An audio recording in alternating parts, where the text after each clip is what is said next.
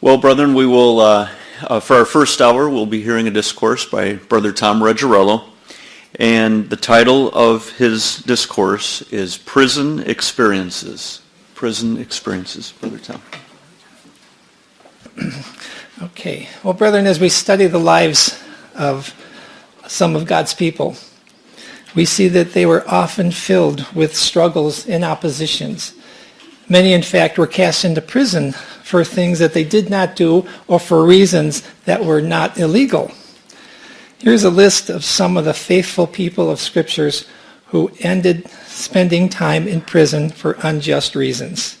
And what we'd like to do this morning is review some of them and see how they handled these prison experiences and what lessons they may convey to us. And we're going to see that prison really takes on many different forms. Some of us in this room, in fact, may be in a sort of prison where we feel trapped in an experience that we would rather not have to deal with. And so for our purposes this morning, I'm going to redefine maybe how we define the concept of prison. That prison is a difficult experience or situation we would not choose to have, but one which we cannot change and must endure.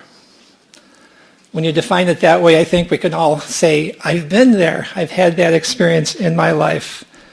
And the lessons we learn from some of the biblical examples, I think, can be helpful, because the people we're going to look at least most of them, wanted to please the Lord just as much as any of us do. And so their reactions are important to us.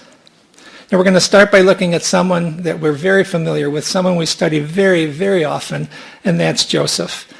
His prison experience took on many different forms and lasted from the time that his brothers threw him into that pit to the time he was elevated to second in command in Egypt. None of the experiences between those two events were of his choosing, and he would rather have avoided them, and in fact tried to avoid them. So each of these individual experiences were part of his overall prison experience. Now, we're not going to spend time on all these different parts. You've studied his life quite a bit, but we're going to focus on the time he was in actual prison, thrown there by Potiphar. It's found in Genesis 39. You remember how Potiphar's wife tried to seduce him, and when he refused, she blamed him and she accused him instead. And so if Potiphar was going to preserve his household, he had to throw Joseph into prison, although it is very possible he did not believe the lies against Joseph, and we'll touch on that in a little bit. Now, there's an interesting passage in the book of Psalm that I had never noticed before that refers to Joseph's imprisonment. And there's a phrase in that passage we're going to read from Rotherham's that gives us a little different insight into how this experience affected Joseph as a human being. The passage is in Psalm 105, verses 18 and 19. Now, looking at the chapter overall, it's recounting some of the blessings on Israel's forefathers. He talks about Abraham, Isaac, and Jacob. And when he gets to Joseph, he says this. He says, his feet they hurt with fetters, his person was laid in iron, until the time that his word came to pass. The word of the Lord tested him. Now, Rotherham has a different translation for verse 18 that I believe demonstrates the psychological effect that imprisonment had on Joseph. Rotherham puts it this way. He says, they forced into a fetter his foot, into the iron entered his soul. That second phrase, I think, suggests a deep psychological hurt that Joseph endured, describing his soul as being entered into iron. It's an unusual phrase, but I think we can understand what it means. In every aspect of his life, Joseph tried to do the right thing. He tried to be pleasing to the Lord. When Potiphar's wife did what she did to him, he refused her advances, and he expressed a sense of loyalty to Potiphar. And so here, as he sat in prison, he may have wondered why all this was happening. Why were shackles in this prison experience a reward for trying to live a righteous life? Well, we know Joseph was very young when all this happened. We kind of piece it together. We're told earlier in Genesis that he was 17 when his brothers first sold him into slavery. It doesn't tell us how long he lived in Potiphar's house, But some commentators speculate that he was only there a year or two before being thrown into prison. So probably he was still under 20 when he was thrown into prison. He was just coming into the prime of his life. So you understand why the shackles were as much on his heart as they were on his feet. His earlier dreams that God had given him, that he would bless him abundantly. But my goodness, look what was happening to him. The last part of the passage there in Psalm 105 says that he was being tested by the Lord. Strong says that the word tested means to refine. Joseph's character was being refined by all of this. And then Barnes' commentary adds this. He says the word is commonly applied to metals in testing their genuineness and purity. And so the question before Joseph, was his faith in God pure? Was it genuine? How would it be refined? I think there are multiple lessons regarding something Joseph needed to experience. You know, the refining process of metal is that the heat is turned up so the impurities can be taken off from the top and melted away. And so for Joseph, if there was any pride in him, the prison experience would work to take it away. If there were any selfish motives in his heart, if he was proud about the dreams that God had given him, being cast down like he was, would teach him that the only good in him came from God and they were not inherent in himself. This experience really was the refining counterpart to the dreams that the Lord had given him, that he would be elevated over his family. These humiliating times gave him a more balanced view of himself, realizing that he wasn't any better than his brothers or his parents, but he would be used by God to bless them. And in that position of blessing others, that's where the real honor was for Joseph. And then, of course, his faith in God was being refined simply by being challenged. If he could muster the strength to trust God, no matter what the external conditions were, then his faith would be elevated to a higher level. It would be in a purer form, able to endure any experience that would come. Along the lines of faith, you know that in 1 Corinthians 12, it talks about the gifts of the Spirit. And when we look at this list, we know that most of these were for the early church and passed away. But the gift of faith always existed, even in Old Testament times. And I've often wondered, how can faith be a gift? It seems that faith is our part. We have to believe. We have to trust. We have to have faith. That's our part. But the refining process of Joseph's faith, I believe, illustrates how faith can be a gift. God overrules the experiences we have so that our faith will grow and become stronger. He allows certain experiences, even customizes some, while he prevents others that would overwhelm us. And so in that sense, he gifts us with faith. Of course, we have to do our part, but he is there helping us and refining us and guiding our experiences. So as we each go through our personal prison moments, we must see how they are working to refine our faith, to make us spiritually stronger and better able to trust him.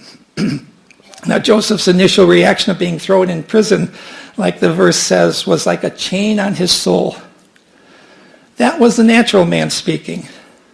But as you study his life, you realize that that was not the reaction that he was going to allow to control him. And I think the evidence was was how he became the trusted confidant of the prison keeper. But the Lord was with Joseph and showed him steadfast love and gave him favor in the sight of the keeper of the prison. And the keeper of the prison put Joseph in charge of all the prisoners who were in the prison. Whatever was done there, he was the one who did it. The keeper of the prison paid no attention to anything that was in Joseph's charge because the Lord was with him, and whatever he did, the Lord made it succeed. Well, brethren, you don't gain someone's trust like that by moping around and feeling sorry for yourself. It really was not a miracle that the Lord gave Joseph favor in the sight of the prison keeper. It was a result of Joseph looking at the situation and believing that the Lord would not abandon him. He wasn't jaded by the people who betrayed him. his brothers who wanted to kill him and then sold him into slavery, or Potiphar's wife who lied about him. And so I believe that a key to Joseph's success was that he did not allow the wrongdoing of others to undermine his faith in God. He knew God would not abandon him in any circumstance, so he made the best of his prison life. He gained the trust of others by doing what was right and honorable and proved that he could be trusted. Of course he wanted to get out of prison, but that was out of his control, so he made the best of the situation that he was in. Now it's interesting what happens in the next chapter, Genesis chapter 40, when the butler and the baker are thrown into the same prison that Joseph was. It says, the captain of the guard appointed Joseph to be with them, and he attended them. They continued for some time in custody. Well, do you know who the captain of the guard was? It wasn't the prison keeper. It was Potiphar. And I thought that was very interesting, that this suggests a measure of respect that Potiphar still had for Joseph. And I think that after reasoning this whole thing through, that he came to understand that Joseph didn't do anything wrong, that it was all him and his wife. And I think when he expresses this kind of confidence in Joseph, it was a vindication coming from him kind of secondhand that Joseph was innocent. And I think Joseph took comfort in that. Well, I think we see a special person in Joseph when he deals with the baker and the butler. We read this in Genesis 40. When Joseph came to them in the morning, he saw that they were troubled. So he asked Pharaoh's officers who were with him in custody in his master's house, "Why are your faces downcast today?" Well, that's a simple statement. But in that simple statement, we see that Joseph wasn't dwelling in self-pity. He noticed their sad countenance. He wanted to help. Bitter and angry people tend to retreat within themselves and are rarely sensitive to the needs of others. You don't see that in Joseph. There was no anger. There was no bitterness. He was concerned about the welfare of these two men he just met. And so in Joseph, we see a young man imprisoned for unjust reasons who initially felt the weight of sadness, which comes from circumstances he did not like and wanted to change. But instead of being angry or depressed, he made the best of his situation, determined to trust the Lord and continue to live a life of integrity and serving others. That is the proper reaction when we are in situations that we cannot control. In fact, it's the proper reaction to have all of the time. But it's amazing when you realize where he was that he could exercise that kind of sentiment. Well, the next prison experience may surprise you a little bit. It did for me. In Psalm 142, David talks about his prison experience. Now, the chapter is only 7 verses, so we're going to read just about all of it. A maskil of David when he was in the cave, a prayer. With my voice I cry out to the Lord. With my voice I plead for mercy to the Lord. I pour out my complaint before him. I tell my trouble before him. When my spirit faints within me, you know my way. Look to the right and see there is none who takes notice of me. No refuge remains to me. No one cares for my soul. Or I cry to you, O Lord. I say you are my refuge, my portion in the land of the living. Attend to my cry, for I am brought very low. Deliver me from my persecutors, for they are too strong for me. Bring me out of prison, that I may praise thy name. The righteous will surround me, for you will deal bountifully with me. Well, looking at this psalm, the first question is, what is a maskil? Well, the word maskil means instructive or to instruct. So Psalm 142 then is an instructive poem. It really is the last of 13 maskils found in the book of Psalms that are meant to convey important lessons. I think that would be an interesting study in itself, to take these 13 Psalms and see what their overall theme is. Now, this particular maskil was written to teach how to deal with experience where we feel trapped or are in prison. Now, when we looked at Joseph's experience in prison, we saw a young man overcoming the chain on his soul. And you study the life of Joseph and you say, my, there's nothing wrong that he ever did in his life. I could never be like Joseph. I could never be that strong. Joseph was like the perfect example of how to do things right. But now in this psalm, we see David really struggling with his prison experience. You know, King Saul hated him. He wanted to kill him, so David had to hide. And a cave became part of that prison experience for him. But rather than bottling up his feelings, he expresses them to the Lord. And I think just the expression that he's making to God was therapeutic for him. It seemed to really help him. And he shows that God wasn't too busy to hear his cries for help. And so by doing that, he shows us that God is accessible to us, that he wants us to come to him when we are struggling with something. But I'll tell you, when I read that psalm, I had the sense that David was feeling sorry for himself, and that maybe the adversary was whispering in his ear something like this: David, you have no friends. David, you're all alone. You have no hope for better days. Have you ever heard those things whispered to you? Has the adversary ever said to you, what difference does my service to the Lord of the brethren make? Is there any real benefit in anything that I do? And of course, the adversary's point is that he wants us to conclude that our service really makes no difference and that no one notices anyway. And I'll tell you, brethren, those words have been whispered in my ear. And when I listen to them, I tend to start feeling sorry for myself. And the end result tends to be I want to stop serving. But when I tell myself where those sentiments are coming from, it helps me believe that it's a lie, that our service does make a difference.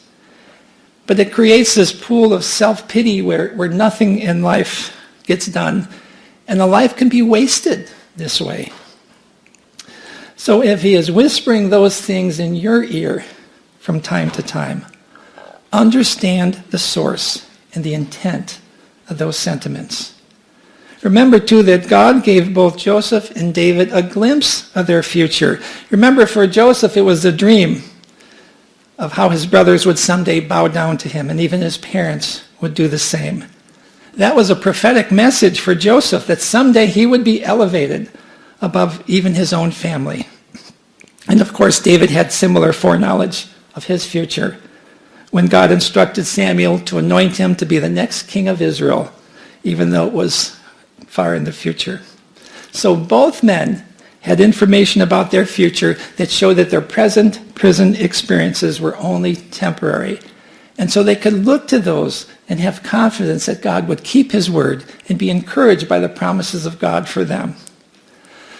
So brethren, if your particular prison experience is ill health, or old age, or a work situation, or family issues, or whatever it is, remember that you too are being prepared to do a future work that will be far greater than anything Joseph or David ever accomplished.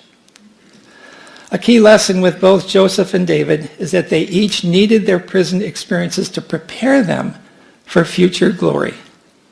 They needed to understand that the honor they would someday be given was not because they were deserving of it or that they were better than their fellow man, but because God chose them to be an instrument to bless others. He could not allow their human vanity to get in the way of doing his will. And so their prison experiences were meant to make them better fitted for God's purposes. And you know that principle has not changed with the church. We need our prison experiences to teach us the same thing, to make us ready to understand the wonderful role we will have of blessing others. And it's not because we are more deserving or we are better than anyone else, but we have been privileged to be called to bless others. Now, one of the things that jumped out at me in David's prayer was when he said that no one took notice of him and no one cared for his soul. Well, think about that. That really wasn't true. And when I read that, I thought, how about those men who risked their lives because he offhandedly said, boy, I sure would like some water from that well. And they risked their lives to go get it for him. Or how about the 600 men who pledged their loyalty to David when he was being hunted by Saul? And so the reality was that he did have friends who cared for him deeply. I think you see his humanity coming through here.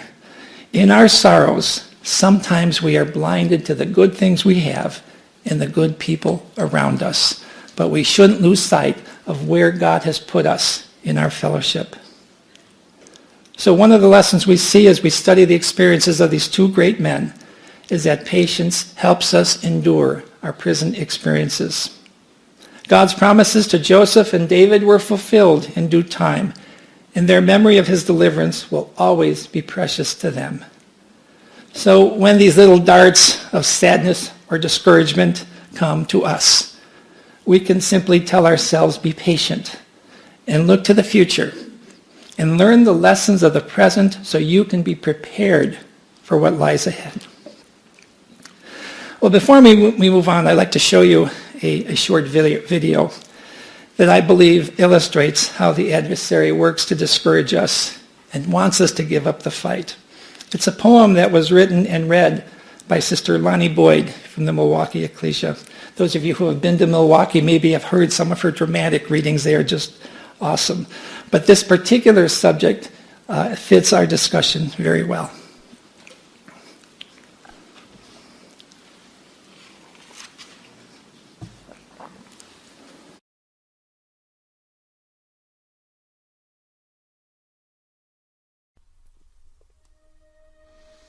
I woke up this morning with a sigh of despair.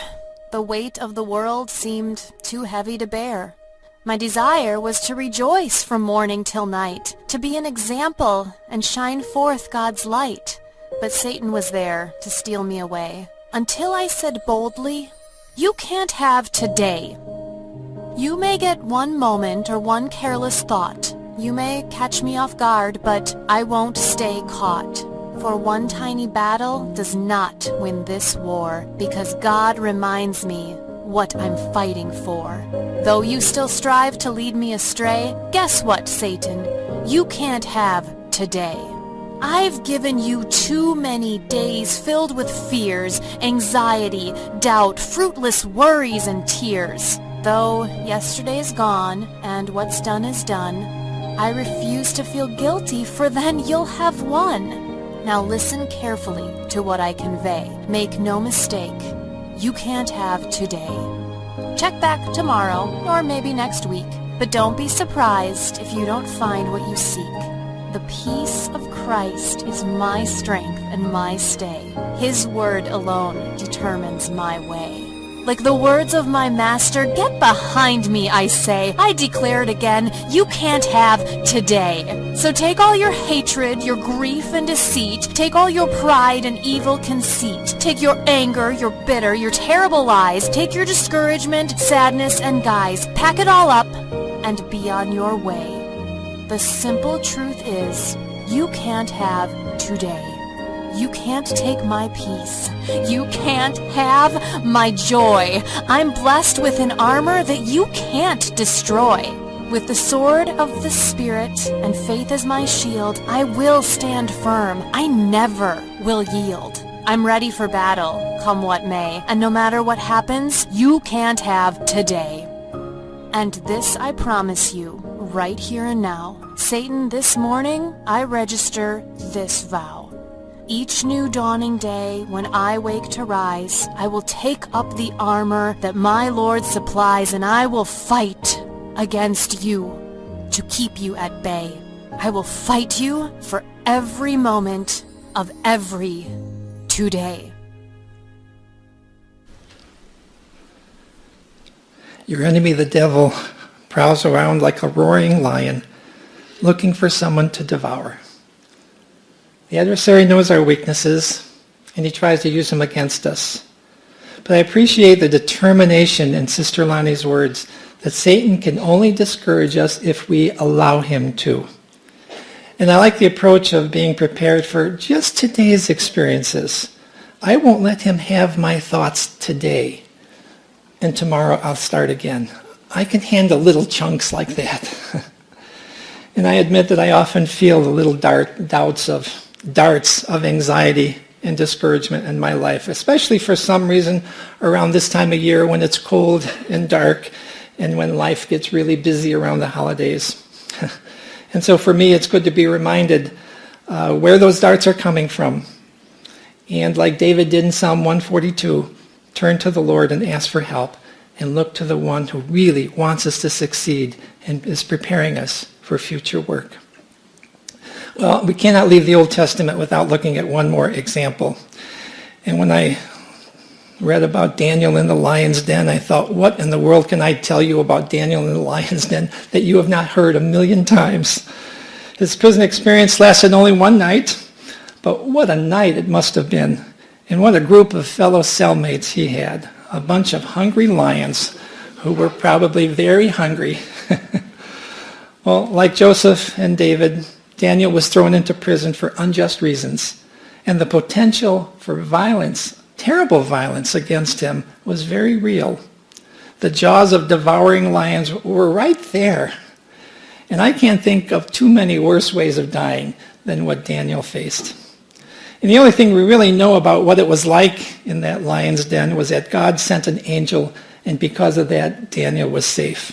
Now, I like to think of him laying his head on one of those big bushy manes of the lion and relaxing with them, but we just don't know. What we do know, however, is that there is nothing written about him resisting his fate or begging for mercy or trying to find a way out of this. In fact, just the opposite is true. When you read the account, you get the sentiment that Daniel's thoughts were something like this: if this is the will of God, then I gladly accept it. Can you imagine that, thinking ahead of what lay inside that den for him? To think that I'll do whatever the Lord wants in my life, even if it means being eaten alive. What struck me most when I read Daniel, the 6th chapter, besides the miracle, of course, was the reaction of King Darius. After spending a long sleepless night, he rose up earlier and he rushed to the lion's den. It says, and when he came near unto the den, to Daniel he cried with a lamentable voice. The king spake and said unto Daniel, O Daniel, servant of the living God, is thy God whom thou servest continually able to deliver thee from the lions? Then said Daniel unto the king, O king, live forever. My God hath sent his angel, and hath shut the lion's mouth, and they have not hurt me, for as much as before him innocency was found in me. And also before thee, O king, have I done no hurt. Then was the king exceeding glad, and commanded that they should take Daniel up out of the den. So Daniel was taken up out of the den, and no manner of hurt was found upon him, because he had trusted in God. And the king commanded, and they brought those men that had accused Daniel, and they cast them into the den of lions, them, their children, and their wives. And the lions had mastery of them, and brake all their bones in pieces before they came to the bottom of the den. Then King Darius wrote unto all the peoples, nations, and languages that dwell in all the earth, Peace be multiplied to you. I make a decree that in all the dominion of my kingdom men tremble and fear before the God of Daniel, for he is the living God and steadfast forever, and his kingdom that which shall not be destroyed, and his dominion shall be even unto the end. He delivereth and rescueth, and he worketh signs and wonders in heaven and in earth, who hath delivered Daniel from the power of the lions. So this Daniel prospered in the reign of Darius and in the reign of Cyrus the Persian. I don't know, it's thrilling. It's an amazing story, and I think it's not one that we should just relegate to children's classes. I'd like to make just a couple of observations. First is the anxiety level displayed by King Darius. It says he came to the lion's den and cried with a lamentable voice. Now, I won't try to recreate that. I think you know what that was probably like, how he feared for the life of Daniel and was probably expecting the worst. And then when he heard Daniel's voice, it said he was glad with exceeding gladness. And then he immediately dealt with those who accused Daniel. And I didn't remember this, but throwing them, their wives, and their children to the lions. And so here we see that the consequences of sin often affect more than the person committing the sin. In this case, the entire families of these ignoble men paid the price for what they tried to do to Daniel. And this illustrates that none of us is an island to ourselves. Our actions, both positive and negative, have an effect on others, especially on our families. But then King Darius issued this incredible nationwide decree that everyone should honor the God of Daniel and understand that his God has dominion over all others. Now, this is the second time that Darius issues a similar decree about Daniel's God. Remember back in the 3rd chapter, when Shadrach, Meshach, and Abednego were saved from the fiery furnace, he issued his first decree on behalf of Jehovah. He said, "Therefore I make a decree that every people, nation, and language would speak anything amiss against the God of Shadrach, Meshach, and Abednego shall be cut in pieces, and their houses shall be made a dunghill, because there is no other God that can deliver after this sort." Then the king promoted Shadrach, Meshach, and Abednego in the province of Babylon. And brethren, here's a lesson. The way we endure our prison experiences, whether it be in a fiery furnace or in the face of lions or simply in discouraging circumstances, the way we endure them is often a witness to those around us. In Daniel's case and the 3 Hebrews, the way they served and worshiped God made a huge impression on King Darius of Babylon and on the nation, enough so that he recognized the authority of Jehovah even above his own. And another neat lesson, another neat example we see is that the faith displayed by these 4 Hebrew men was likely the reason that some 500 years later, 3 wise men journeyed from the east to worship the young Jesus. It was probably the effect of Daniel and these 3 men that caused those 3 wise men to even know that there would be a coming Savior in Israel. What an impact they had, not only on the king of Babylon, but on all the world because of the way they handled their prison experiences. Well, let's turn to the New Testament now, and there we'll see some different lessons from the prison experiences of our brethren there. You remember in Acts the 5th chapter, beginning at verse 17, we read about how all the apostles were thrown into prison for preaching the gospel and for healing the sick. And we're told there that that same night, the angel of the Lord came and released them from their prison and told them that they should go back to the temple and continue preaching the gospel about Christ. Now, these were simple men, but they were simple men who had absolutely extraordinary experiences. And the reason for that is God wanted them to possess the power of being eyewitnesses. There is nothing more powerful, more convincing evidence than seeing something with your own eyes or experiencing something yourself. And so they needed the courage that their prison release would help bring to them, because they were commissioned to bring the gospel message to the world. It told them that there was no one, not even Rome, not even the Sanhedrin, no man could prevent the work of the spread of the gospel. And so it showed them that this wasn't their work. They were representatives of someone greater than them.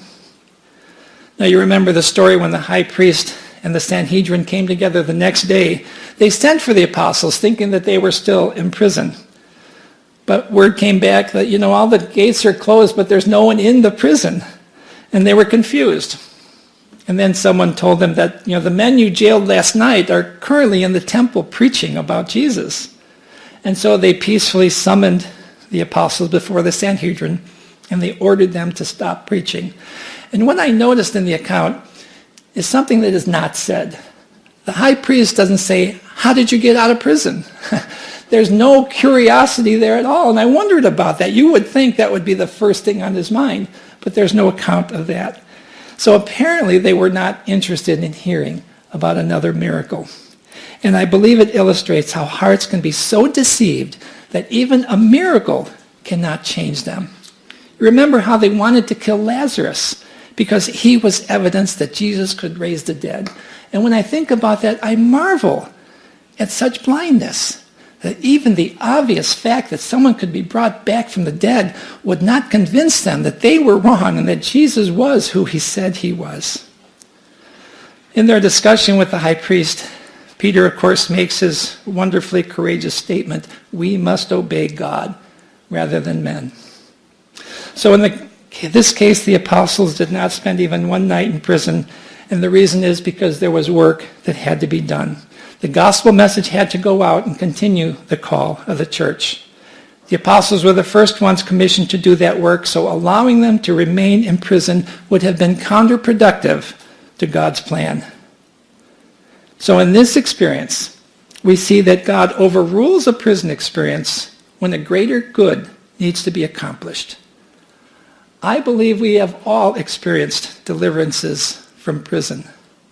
Maybe not as dramatic as this one, but nonetheless overruled by God.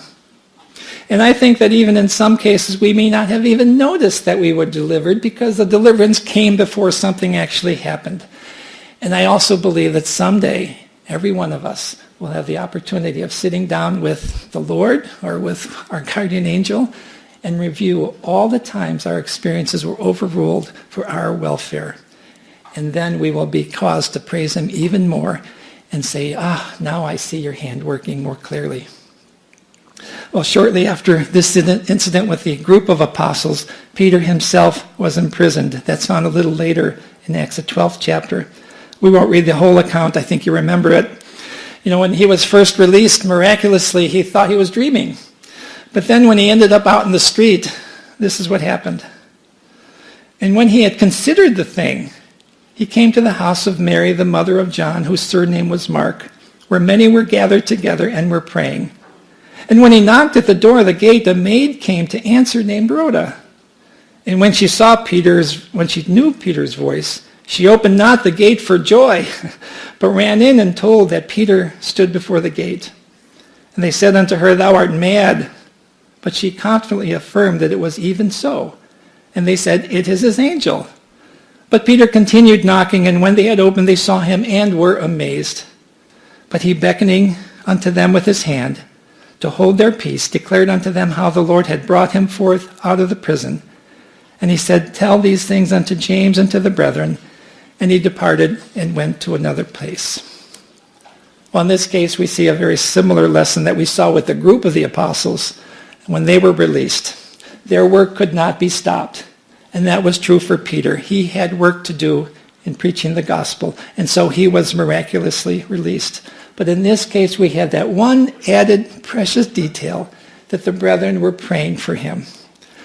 We often get a kick out of Rhoda's response when Peter knocked at the door, and she was so thrilled that she didn't open the door, but she ran to tell the others who was there. And Peter stood there, continuing to wait and continuing to knock. But of course, the lesson here is that when we know of brethren who are having their own personal prison experiences, we should pray for them as these brethren were doing. We should encourage them and make sure they know that we sympathize with their experience, because it's a terrible feeling to think that no one cares and that I have to bear this burden all by myself. Well, in this experience, Peter now had two precious memories. First, the amazing miracle that chains fell from his hand, the gates opened seemingly of their own accord while the guards slept. But second, that the brethren loved him enough to pray for him. And those memories certainly made prison an Ebenezer experience for Peter. There are a few other prison experiences we can look at. You remember when Paul and Silas were thrown into prison? We have another unique lesson there for us. So let's read a few verses in chapter 16. It says, But about midnight, Paul and Silas were praying and singing hymns unto God. And the prisoners were listening to them. And suddenly there was a great earthquake, so that the foundations of the prison house were shaken. And immediately all the doors were opened, and everyone's bands were loosed. Oh, there's a lot of neat lessons here. But one in particular that drew my attention the most was that Paul was able to share this experience with Silas, and Silas had Paul. It doesn't say whose idea it was to start singing. I kind of imagine that it was spontaneous, that they both encouraged it in one another. And so I think what a blessing it was for each of them to have the other man with them. And one of the lessons is something that we often hear in marriage ceremonies. We often hear it said, a sorrow shared is half a sorrow, and a joy shared is twice a joy. I think, did I miss that? Here we go. I think that's what Paul and Silas were experiencing. They were sharing the burden of being in prison, and they were experiencing the joy of singing to the Lord in appreciation for the privilege they were enduring. And so after being beaten with rods terribly, after having their feet shackled and then thrown into the deepest, darkest part of this awful place, they could sing hymns so that the other prisoners could hear them. I think that's a pretty amazing attitude for what they were experiencing, and I love the fact of how they supported and encouraged one another. And the lesson we see lived out in Paul and Silas is we are made stronger when we are with those of like mind. So, brethren, it's important that we share our prison experiences with one another. Let the brethren help us through each of them. The burden will be lighter, and it will be easier to see the lessons that the Lord has in them for us. Verbalizing them is very important. The next prison experience we're going to look at is probably one that none of us can relate to, but one I believe that displays an important principle of our Lord. It's when the fallen angels were cast into chains of darkness. This is what the Apostle Peter writes. He said, God spared not the angels that sinned, but cast them down to hell and delivered them into chains of darkness to be reserved unto judgment. Well, in our study of these Greek words, you know the word hell is a Greek word, tartaru. It's the only place in Scripture where this word is used, and it comes from Greek mythology as the name of a dark abyss or prison. And the reason we know it has nothing to do with the condition of death is because it's an extremely different word than Hades or Sheol. So it's not talking about the condition of death at all. But because of its obscure use, it's sometimes difficult to know exactly what the apostle is trying to describe. Now, Brother Russell suggests that being cast down describes how the fallen angels of Noah's day were cast down from honor and dignity into a place of dishonor and condemnation. He also says that their confinement was to the atmosphere of the earth, and that their chains of darkness suggest that the ability to materialize as human beings was taken away, and that they could only work in literal darkness. And so that was their prison experience as best as we can understand by this one word. But Peter makes another interesting statement in his first letter. He says this, because Christ also suffered for sins once, the righteous for the unrighteous, that he might bring us to God, being put to death in the flesh, but made alive in the Spirit, in which also he went and preached unto the spirits in prison. Now again, Brother Russell suggests that he did not literally visit them, but it was his faithful example that became like a sermon to them. And I have no doubt that was true. They knew who Jesus was. They observed everything he did. They saw his faithfulness under extreme adverse conditions. But the construction of the verse suggests to me that Jesus, after being raised a spirit being, actually did go and preach to the fallen angels. And so, in my mind, it doesn't seem to be merely a reference to his human example, although that was true. But it specifies that as a spirit being, he went to them. And I know this is a different thought, and I don't want to start any doctrinal debate over this, because I may be wrong. And if you think I'm wrong, that's fine. Just put it out of your mind. But when I thought about the possibility of our risen Lord literally visiting the fallen angels in prison and preaching to them, I thought, that sounds like something that would be in keeping with his loving character, something I would expect him to do. Because there is no sinner, whether human or angelic, that he does not want to see change and follow good. And I can imagine that those angels who did have a repentant heart would be thrilled to hear what Jesus had to say. It reminds me of the text in 1 Timothy 2:4 that says, God will have all men to be saved and to come to a knowledge of the truth. Now, of course, that's referring to fallen man, but I think the Lord has the same desire for the fallen angels. And by going them and telling them more about God's plan for their salvation, he was giving them hope and a reason to repent. He is mindful of every soul that suffers under chains of oppression and bondage in whatever form it takes. And I thought, what a merciful act this would have been, and how much the fallen angels may have been encouraged by that. Well, we're going to look at one last prison group. Found in Isaiah. It's all over Isaiah, actually. We're going to read Isaiah 42, 6 and 7. It says, I, the Lord, have called thee in righteousness, and will hold thy hand, and will keep thee, and give thee for a covenant of the people, for a light of the Gentiles, to open the blind eyes, to bring out the prisoners from the prison, and them that sit in darkness out of the prison house. And of course, Isaiah refers to this again in the 61st chapter, a verse that Brother George Wilmot quoted last week. It says, the Lord hath anointed me to preach good tidings unto the meek. He hath sent me to bind up the brokenhearted, to proclaim liberty to the captives, and the opening of the prison to them that are bound. And of course, you know that the world is in prison, and many are sleeping in death, but many others are living in their own personal prisons, trapped in sin and painful circumstances that they would rather not endure. And Isaiah here is saying that we can be part of the Abrahamic covenant that will open the eyes of the literal and spiritual blind and release them from their prisons. And we know that a full release for everyone will not occur until the end of the millennium. It's going to take that long to remove the prison experience, the negative part, from their hearts. What a prospect. So, brethren, remember that each of our experiences, even when we feel trapped, provides us the opportunity to demonstrate that we trust the Lord and we are willing to patiently wait for his deliverance and have our faith refined and made more pure. The scriptural examples are powerful. Joseph made the best of his prison life as he continued to be guided by noble and righteous principles.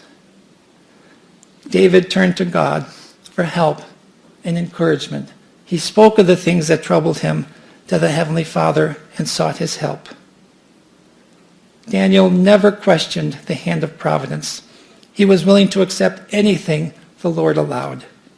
And the faith of these 4 Hebrew men became an example to millions of people. The apostles knew what they had to do, and they saw that God prepared the way for them.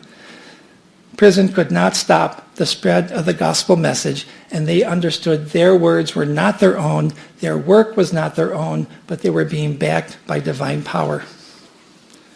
Peter likewise witnessed the hand of God, and I love the part that he felt the prayers of the brethren. He felt supported and loved, which was very important. And of course, Paul and Silas drew strength from one another. I really appreciate that. The fallen angels heard the comforting words of Jesus and undoubtedly were encouraged that he had not given up even on them.